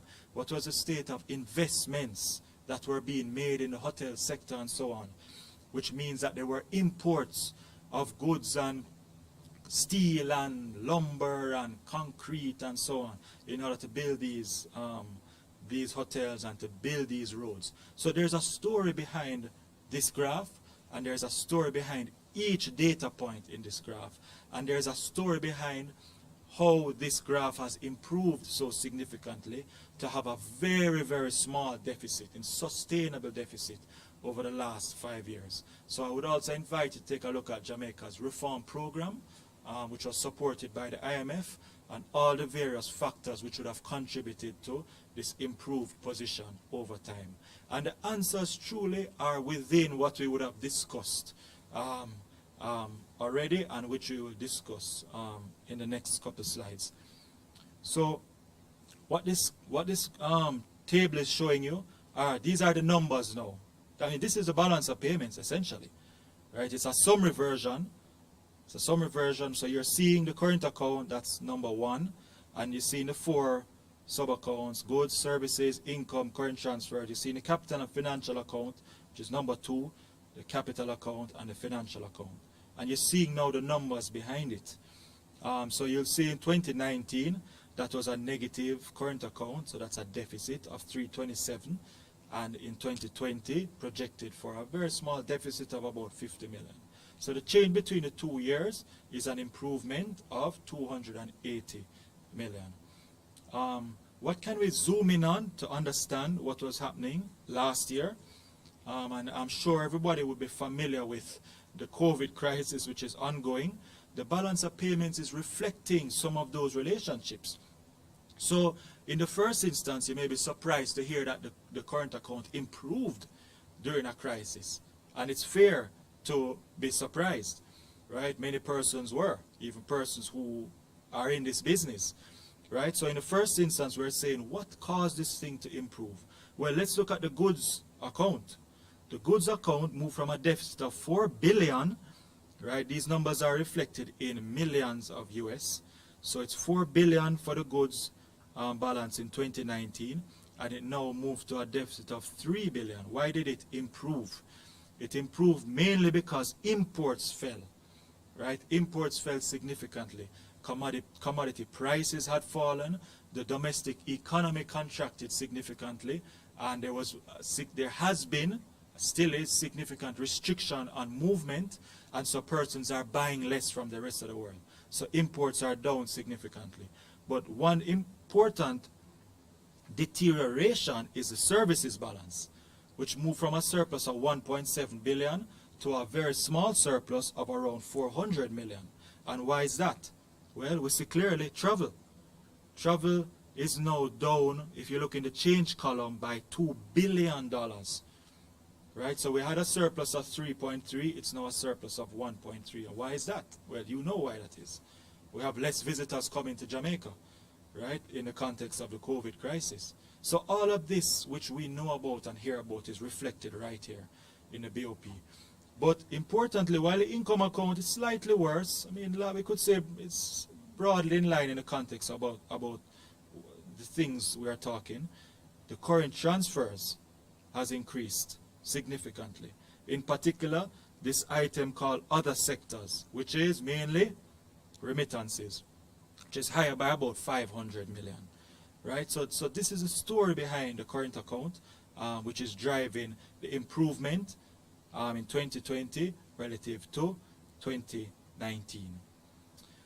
So we can move on now to look at some concluding remarks in this segment before we move on to exchange rate very quickly, that a BOP disequilibrium can take the form of a deficit or a surplus, and we list some factors that could drive these disequilibria, and consequently a country might experience an international lack of confidence in its ability to repay loans and could result in higher inflation.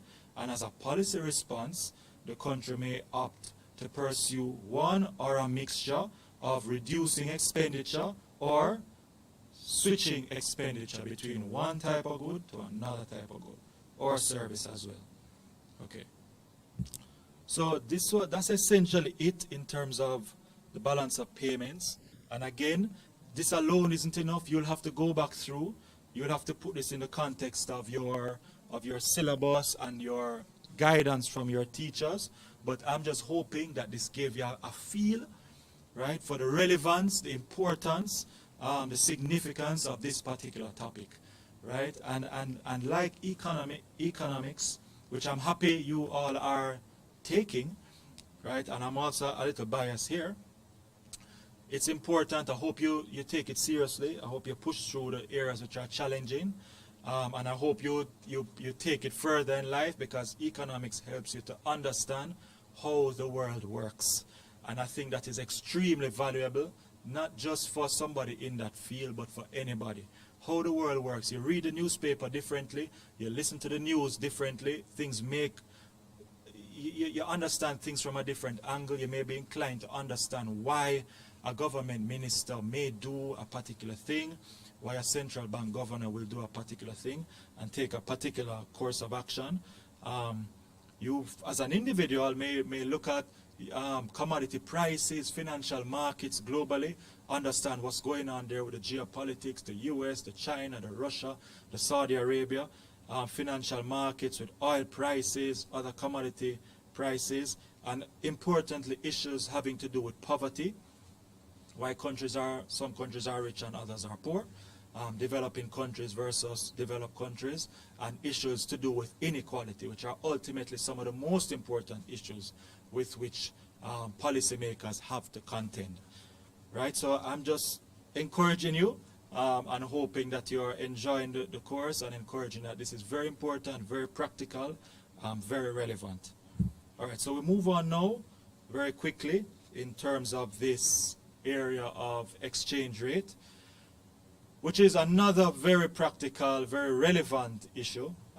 And again, you would hear family members in particular describe the past, when the dollar was, right? When I was a boy, type of thing, right? That the one Jamaica dollar was stronger than a pound or a US.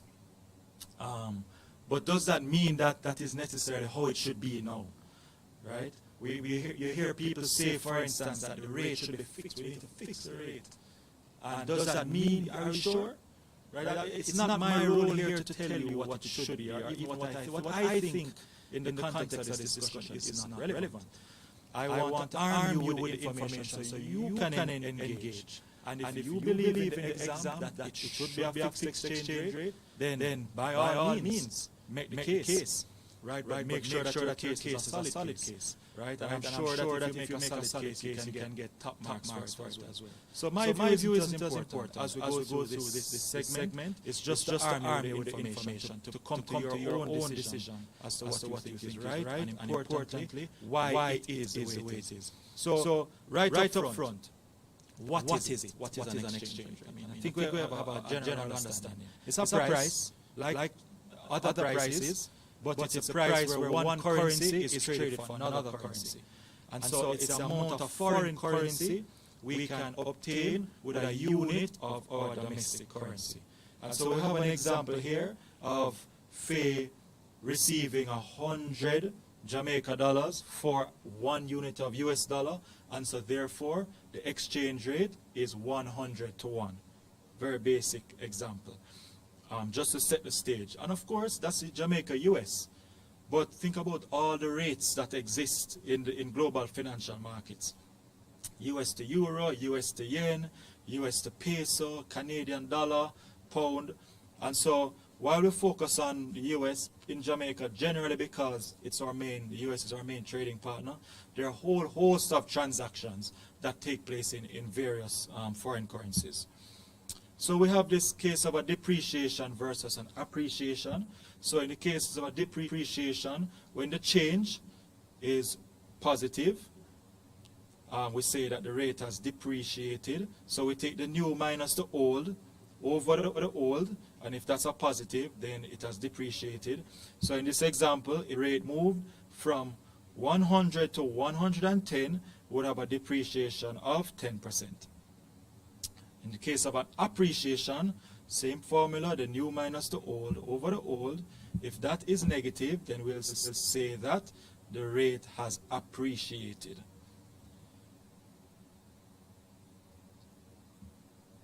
And this is a plot of what Jamaica's exchange rate has looked like over the past 20 or so years, in terms of the nominal, the number of Jamaica dollars for a US dollar. If we look at the exchange rate in terms of the changes on an annual basis, right, we will see that here's the zero line. We see that on average over the last 5 or so years, the average change in the exchange rate was around 5% or a little below. So a fairly modest in terms of an annual change level relative to history, pace of depreciation. Now, here are some regimes for us to consider. We have two extremes. One is a flexible exchange rate, a fixed exchange rate, and we have something in between. So what's a flexible exchange rate? The exchange rate is determined by market forces, supply and demand, and there's no intervention by any agency. In the case of a fixed exchange rate, the central bank sets a rate, and it now meets any excess demand and buys where there is excess supply at that specific rate.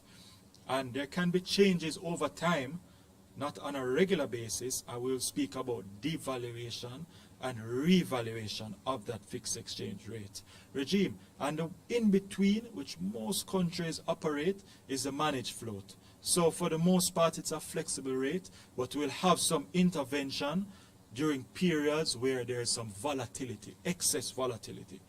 If the supplies are very short at a period of time, you may have a central bank which intervenes to smooth out that shortage and get us closer to balance, right? But for the most part, it is the market players which determine the rate at any given point in time.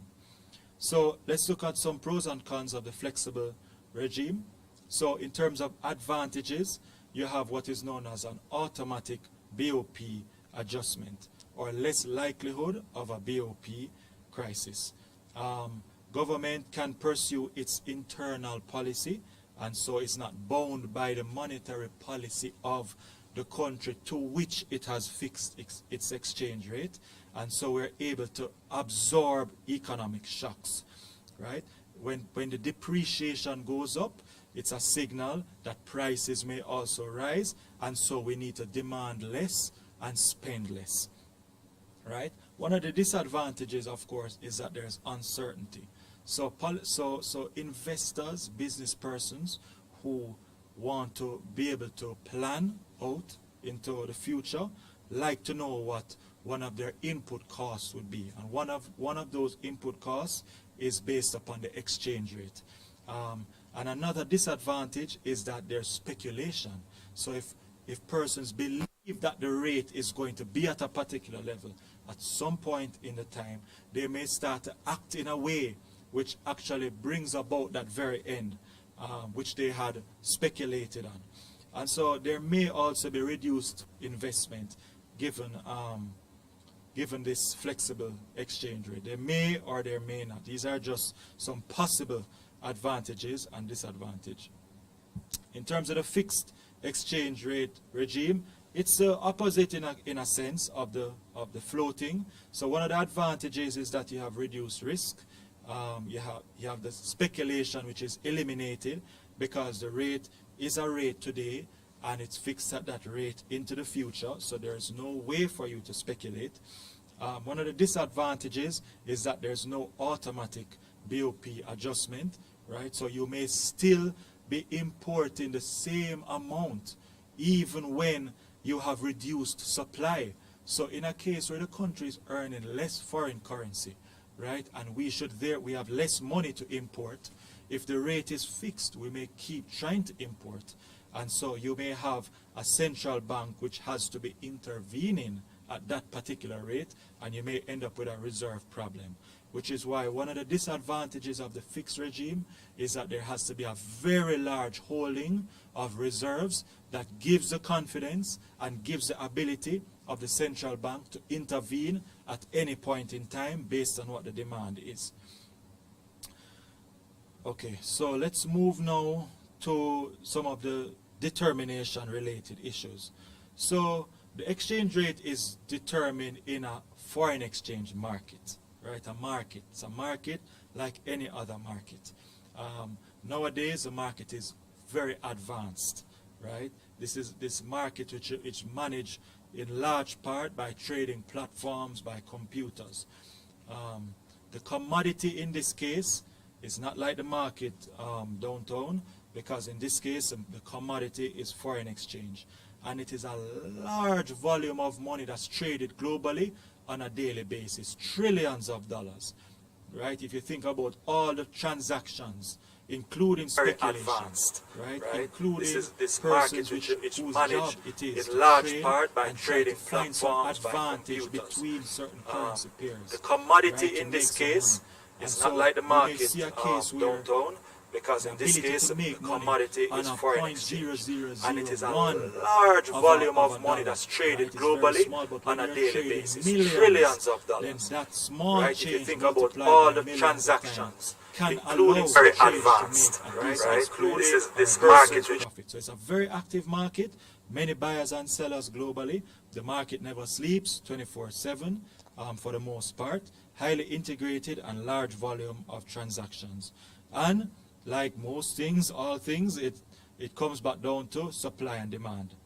So what determines the equilibrium at a point in time is a function of our upward sloping supply curve and our downward sloping demand curve. And so what we have is that the supply, which coming from the balance of payments, right? Remember, we're exporting, and so Jamaica is receiving inflows of foreign currency from our exports, from our capital inflows, from our remittances. And in the same moment, Jamaica is buying from the rest of the world, imports, money is going out for portfolio flows, capital flows, and remittances are also going out. And so when you take those two factors and you bring them together, the equilibrium is at the point at which these two lines meet. And if the supply is greater than the demand, as you can see here, then there's pressure for the rate to fall to equilibrium. And in the case where the supply, in this case we have an equilibrium where the rate is going to appreciate back to equilibrium from 80 to 100. All right, so we have another graph which is showing determination based on some shifts in our curves. In the first graph on the left, we have an outward shift in the demand curve, which means that there's pressure for the rate to increase or depreciate. In the second graph, we have an increase, a shift in supply, and there's pressure on the rate to find a new equilibrium to appreciate. In this case, from 120 to 115. So what are some of the impact of exchange rates on macroeconomic variables? Well, the balance of payments, of course, reflects transactions between a country and the rest of the world. And we know this from our previous discussion. So as the dollar depreciates or loses value, exports become relatively cheaper, and the country becomes more competitive. So our trade balance should improve. And the opposite is true.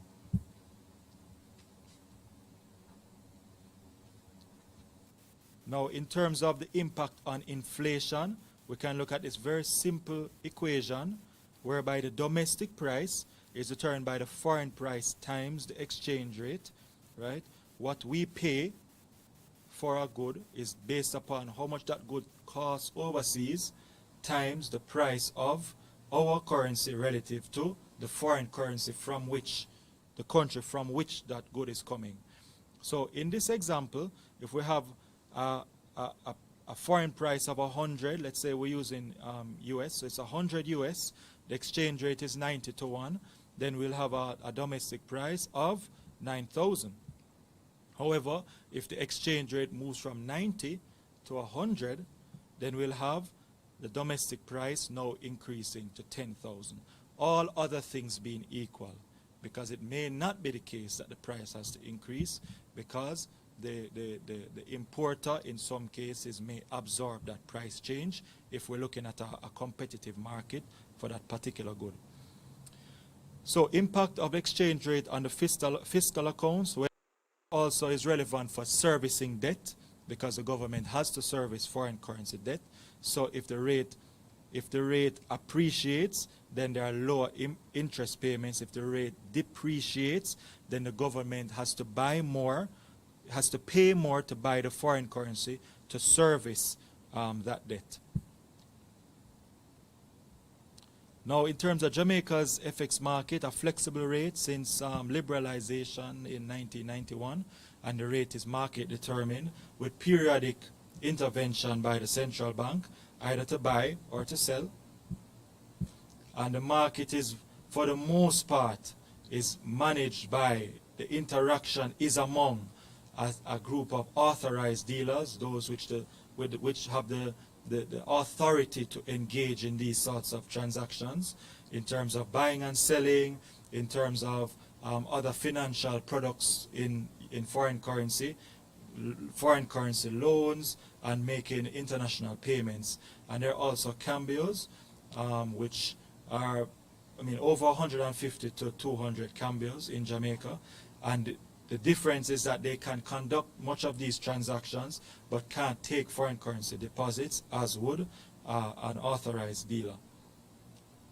So in terms of the exchange rate, it's computed by Bank of Jamaica on a regular basis, end of day, midday, based on all the transactions that are taking place over the time period. And there are different types of transactions. We have contract transactions, which are the large value negotiated. We have counter transactions, which are relatively small. You go to a commercial bank to procure a relatively small amount of foreign currency. And then you have forwards, where I will set a price today to effect a transaction at a future date. And so this is one way that businesses can look to dealing with some of the issues that we mentioned earlier, where there's lack of uncertainty, because they can look to lock in a particular price for the foreign currency as at now, rather than waiting to the future. All right, so we're wrapping up. We're almost at the end. So let me just discuss again some of the sources of foreign currency, which is determining the demand and supply, which is going to determine the price. We have goods exports, we have services, various types. We have the transfers again, we have the foreign direct investment, and we have portfolio investment, and we have official investment, which is largely loans. In terms of the Jamaica case, we can look at this, which we discussed earlier when we saw the BOP for Jamaica, where we see over a period of time, say roughly 20 years, and we see tourism, the red line increasing, but a sharp fall in 2020. And we discussed that would have been related to the impact of the COVID crisis. And in an opposite way, remittances, which had been increasing over time, increased even faster in 2020 as family members overseas sought to lend greater assistance to their relatives here in Jamaica. And we have the alumina, which is not as significant as the two, but had been declining over the past 2 years. Some of the main uses, well, of course, we know, we can look around and see. Goods, fuel, consumer goods, as we mentioned, services, and we have income payments as well, and debt payments. And what's Bank of Jamaica's role in all of this? Well, Bank of Jamaica manages one of the computer systems, the foreign exchange trading platform, to allow the authorized dealers to engage on a daily basis in terms of supply and demand, and therefore uses the information based on its engagements as to when there may be periods where the bank may need to alleviate some shortage, or maybe there's excess and the bank can look to purchase that excess. And so that is a way in which the bank is a participant, but the foreign exchange market is defined mainly by the private sector players and not the central bank. And so as an intermediary also, the Bank of Jamaica will facilitate some payments with certain public sector entities, and as banker to the government will facilitate some foreign exchange transactions on behalf of the government. So, ladies and gentlemen, that brings me to the end. I know very wordy, but I tried to go through in a way which gave you the big picture and hopefully stimulated some interest in these two areas, and hopefully you drew enough from it that will now help you to go into the study session and further engagement with your teachers, and of course further research on your own, because there's a whole host of information that is available, and I hope that you'll use this information, what you learn, and also the research you have done to craft your own position and opinions on views on these various important issues, and you're able to represent it and debate it as fulsomely as you see fit. So with that, let me thank you. It was my pleasure being here today.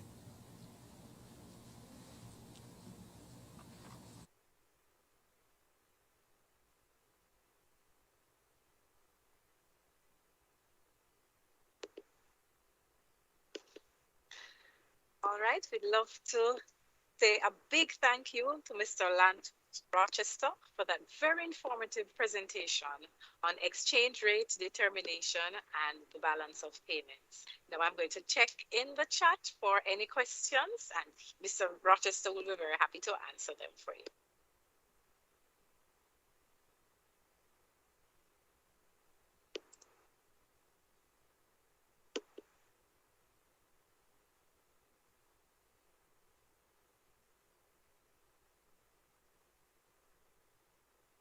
Again, I will type my email in the chat. So if you need a copy of the presentation, you may email me and I will get one to you.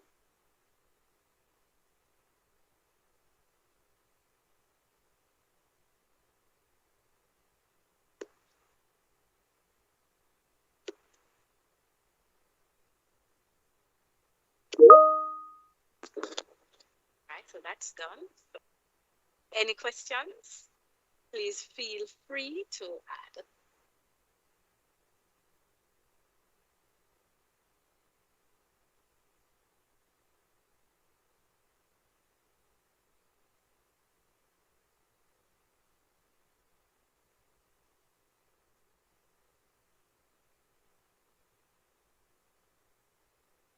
Renee, Adria, I don't know if you're saying woo for Arden or woo for Campion, you need to let us know.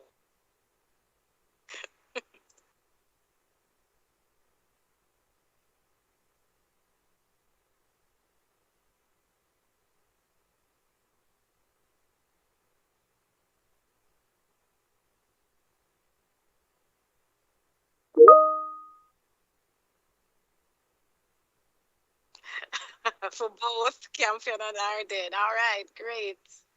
Great presentation. Thank you so much. Thank you, Renee. We thought they were great too. I'll pass on your congratulations.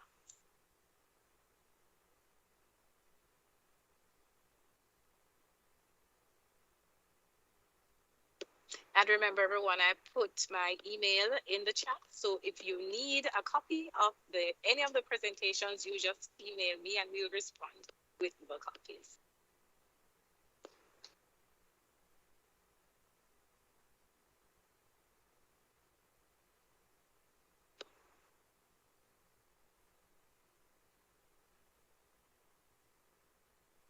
Yes, Natalia, you will get a copy of Mr. Rochester's presentation.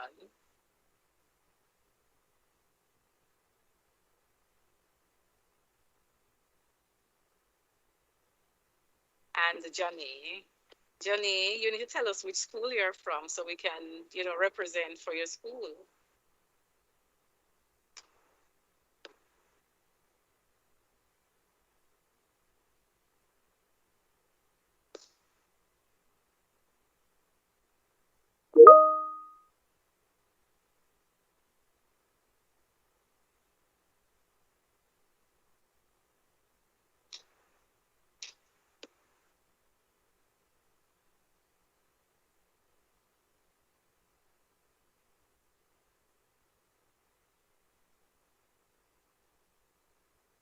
Boy, Wilma's the Aggie quite Aggies.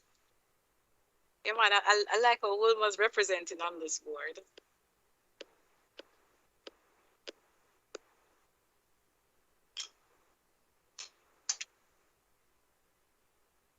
All my Aggeites just, show the vibe. Aggie quad Aggies.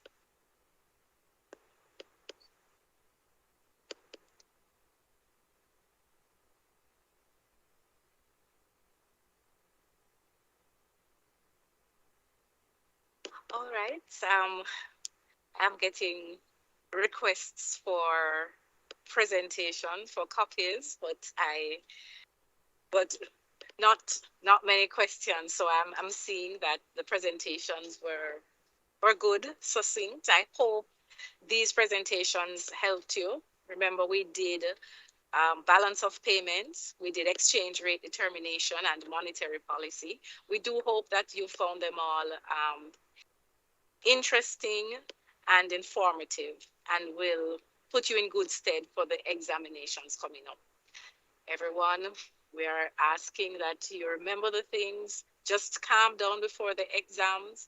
You remember, you have this. So, as Mr. Rochester said, as long as you put your good arguments and points, it's not about um, which which point is right or wrong. If you can put good arguments to prove or to validate what you're saying, you'll get good marks, and I know you'll all get good marks. So for my Morant Bay high school friends, my Woolmer's friends, Age, Charlie Mount, of course, striving for excellence, and come on, St. Catherine, we're representing for St. John's Road. So I'm not forgetting you.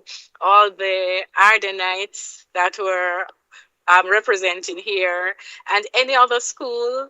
If I might not have called your name out here, but I know you're there. I know you're gonna do well. We will be back on Friday, and remember, you can always check Bank of Jamaica's YouTube. And you'll get all the notifications if, of course, you subscribe. So click the subscribe button if you're on YouTube. And all I can say now, enjoy the rest of the day. Don't get too caught up with champs. Do some studying. And we'll see you on Friday. All right. So everyone, please have a wonderful day. And it's goodbye until Friday.